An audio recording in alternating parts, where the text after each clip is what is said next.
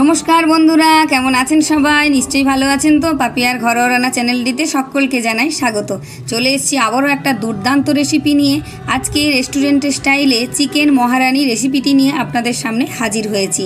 এই রান্নাটা কিন্তু সকলের মুখের স্বাদ পাল্টে দেবে। একঘেয়েমি চিকেনের একই রকম রেসিপি বাদ দিয়ে একবার এই রকম একটা রেসিপি আপনারা বাড়িতে ট্রাই করতেই পারেন। অবশ্যই কিন্তু বাড়িতে ট্রাই করবেন।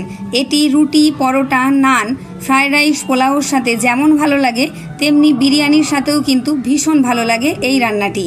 এই রান্নাটা কিন্তু খুব তাড়াতাড়ি হয়ে যায় আর এমন কিছু বেশি উপকরণ লাগে না, খুবই কম তেল ঝাল মশলা এই রান্নাটি হয়ে যায়। তাহলে চলুন শুরু করা যাক আজকে রেসিপিটি।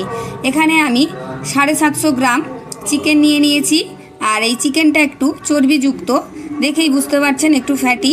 এটাকে ধুয়ে পরিষ্কার করে নিয়েছি। এবার এর মধ্যে আমি 1 টেবিল চামচ নুন দিয়ে দিলাম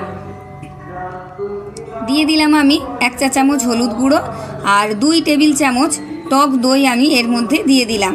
আর দিয়ে দিচ্ছি আমি এর মধ্যে 1 টেবিল চামচ আদা রসুন বাটা আর হাফ চামচ মতো গোলমরিচের গুঁড়ো।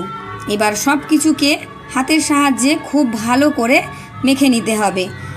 এই রান্নাটা কিন্তু ম্যারিনেট করে রাখতে হবে চিকেনটাকে বেশ কিছুক্ষণ ধরে। আমি আধ ঘন্টার বেশি এটাকে ভালো করে মেখে ঢাকা দিয়ে রাখবো। এখানে আমার সব কিছু খুব সুন্দর করে ম্যারিনেট করা হয়ে গেছে।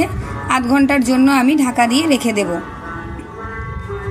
এখানে আমি গ্যাসের ওপর কড়াই বসিয়ে 2 টেবিল চামচ সাদা তেল দিয়ে দিলাম। আর দিয়ে দিচ্ছি আমি 1 চামচ ঘি। আপনারা চাইলে এখানে বাটারেরও ব্যবহার করতে পারেন। এই রান্নাটিতে কিন্তু খুব একটা তেলের প্রয়োজন হয় না। এবার এখানে আমি 2 টুকরো দারুচিনি, 3টে লবঙ্গ, 2টো এলাচ ফোড়ন দিয়ে দিলাম। ফোড়নটা ভাজা হয়ে গেলেই এর মধ্যে আমি দিয়ে দিচ্ছি কিছুটা কোচানো পেঁয়াজ। পেঁয়াজটাকে খুব একটা লাল লাল করে ভেজে নেওয়ার দরকার নেই, একটু হালকা ভাজা ভাজা হয়ে গেলেই এর মধ্যে আমি কিছুটা পেঁয়াজ বাটা দিয়ে দেব। এখানে দেখুন বেশ হালকা ভাজা হয়ে গেছে। দিয়ে দিচ্ছি আমি 2 টেবিল চামচ পেঁয়াজ বাটা। এবার পেঁয়াজ বাটাটাকেও আমি হালকা নেড়ে চেড়ে ভেজে নেব।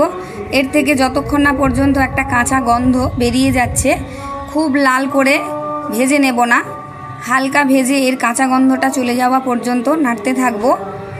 এটা হয়ে গেছে, হালকা নেড়ে চেড়ে নিয়েছি আমি। এবার এর মধ্যে দিয়ে দিচ্ছি 1 টেবিল চামচ আদা রসুন বাটা। আদা রসুন বাটাটাকেও খুব একটা লাল করে ভাজবো না, এর থেকে কাঁচা গন্ধটা চলে যাওয়া পর্যন্ত পেঁয়াজের সাথে অর্থাৎ পেঁয়াজ বাটার সাথে ভালো করে নেড়ে চেড়ে আমি ভেজে নিয়েছি। এবার দিয়ে দিলাম আমি একটা কাঁচা লঙ্কা কুচি। আপনারা চাইলে আদা রসুনের সাথে এই কাঁচা লঙ্কা বেটে নিতে পারেন। আমি এখানে একটা কাঁচা লঙ্কা কুচি করে দিয়েছি। এবার সব কিছুকে নেড়ে চেড়ে এর মধ্যে ম্যারিনেট করে রাখা চিকেনের টুকরোগুলোকে আমি দিয়ে দিলাম। দিয়ে ভালো করে কিন্তু নেড়ে চেড়ে একটু ভেজে নিতে হবে। চিকেনের গায়ে একটু সাদা সাদা রং আসবে সেই পর্যন্ত আমি নেড়ে চেড়ে নিচ্ছি। এই সময় কিন্তু গ্যাসটাকে একদম কমিয়ে রাখতে হবে। আর আমার সকল বন্ধুদের অনেক অনেক ধন্যবাদ জানাই যারা আমার পুরো ভিডিও প্রতিদিন নিয়মিত দেখেন। এবার এর মধ্যে দিয়ে দিচ্ছি আমি 2 চা চামচ জিরে ধনে গুঁড়ো আর দিয়ে দিলাম আমি হাফ চা চামচ ঝাল লঙ্কার গুঁড়ো আর হাফ চামচ নুন যেহেতু আমি আগে দিয়েছি তাই এখানে অল্প পরিমাণ আমি নুন ব্যবহার করলাম। দিয়ে সব কিছুকে খুব ভালো করে নেড়ে চেড়ে কষিয়ে নেব। এই রান্নাটা কিন্তু খুব একটা গ্যাস বাড়িয়ে করা যাবে না, গ্যাসের আঁচটা একটু মিডিয়াম টু লোতে রেখেই ভালো করে নেড়ে চেড়ে কষিয়ে রান্নাটা সময় ধরে করতে হবে। তবে খুব একটা সময় কিন্তু লাগে না এই রান্নাটাতে, আর দুর্দান্ত স্বাদ হয়। এই রান্নাটিতে আপনারা অবশ্যই বাড়িতে একবার ট্রাই করবেন। ভালো করে নেড়ে চেড়ে আমি কষিয়ে নিয়ে কিছুক্ষণের জন্য আমি ঢাকা দিয়ে দিচ্ছি 3 থেকে 4 মিনিটের জন্য। আর এখানে আমি কিশমিশ আর চীনাবাদাম ভিজিয়ে রেখেছিলাম। এবার এই বাদামের খোসাগুলোকে পরিষ্কার করে আমি ছাড়িয়ে নিয়ে খোসাগুলো বেটে নেব। এটাকে আমি শিলেই একটা পেস্ট তৈরি করে নিচ্ছি। 3-4 মিনিট পর ফিরে এলাম। যেহেতু চিকেনের মধ্যে টক দই আর নুন মেশানো ছিল অর্থাৎ ম্যারিনেট করা ছিল, তাই এর থেকে কিন্তু অনেকখানি জল বেরিয়ে গেছে। দেখুন কত সুন্দর কালারটাও এসে গেছে। এবার এর মধ্যে দিয়ে দিচ্ছি আমি কিশমিশ আর বাদাম বাটাটা। কিশমিশ বাদাম বাটাটা দিয়ে কিন্তু খুব ভালো করে নেড়ে চেড়ে নিতে হবে, আর গ্যাসটা মিডিয়ামেই রাখতে হবে, না হলে বাদামটা কিন্তু কড়ার তলায় ধরে যেতে পারে। ভালো করে নেড়ে চেড়ে এটাকে কষিয়ে নিতে হবে। সমস্ত মশলার সাথে চিকেনগুলোকে আমি ভালো করে কষিয়ে নিচ্ছি। এটা কষানো হতে থাক। এদিকে আমি গ্যাসে একটা প্যান বসিয়ে কিছুটা সাদা তেল গরম করে নিয়েছি। এখানে আমি নিয়েছি কিছুটা আদা কুচি করে, আর ক্যাপসিকাম কেটে নিয়েছি। একটা বড় সাইজের টমেটো ভেতরের দানাগুলো ফেলে বড় বড় করে কেটে নিয়েছি। এবার সব কিছুকে আমি এই তেলের মধ্যে দিয়ে দিলাম।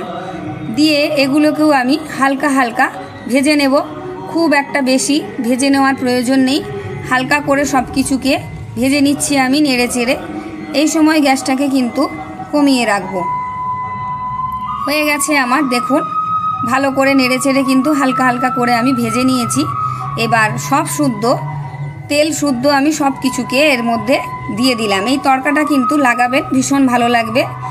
এবার চিকেনের সাথে এই সব কিছুকে ভালো করে আমি নেড়ে চেড়ে মিনিট খানেক ধরে কষিয়ে নিচ্ছি। এবার ভালো করে আমার কষানো হয়ে গেছে, চিকেনগুলোও কিন্তু এই সময় সেদ্ধ হয়ে গেছে। এবার গ্রেভির জন্য আমি কিছুটা এখানে জল দিয়ে দেব।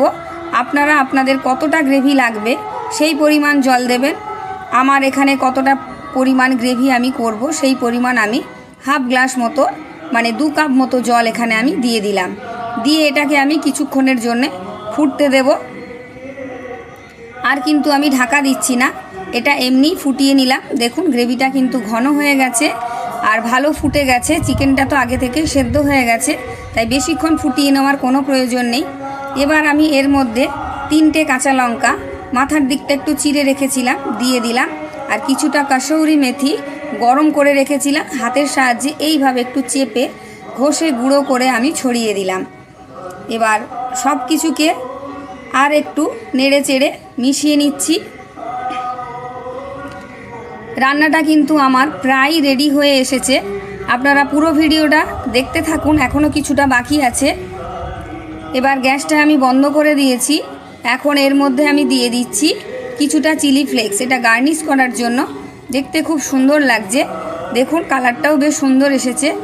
এবার চলুন আমি সার্ভ করে আপনাদের দেখাচ্ছি যে এই চিকেন মহারিনী রেসিপিটি কত ভালো হয়েছে। আপনারা আমার ভিডিওটি ভালো লাগলে অবশ্যই টুক করে লাইক করে দেবেন, কমেন্ট করে জানাবেন কেমন হয়েছে আর কে কোথা থেকে দেখছেন। আর চ্যানেলটিতে যারা নতুন অবশ্যই চ্যানেলটি সাবস্ক্রাইব করে পাশে থাকা বেল আইকনটি প্রেস করে অল করে রাখবেন। আমার ভিডিও নোটিফিকেশনগুলো সবার আগে আপনার কাছে পৌঁছে যাবে।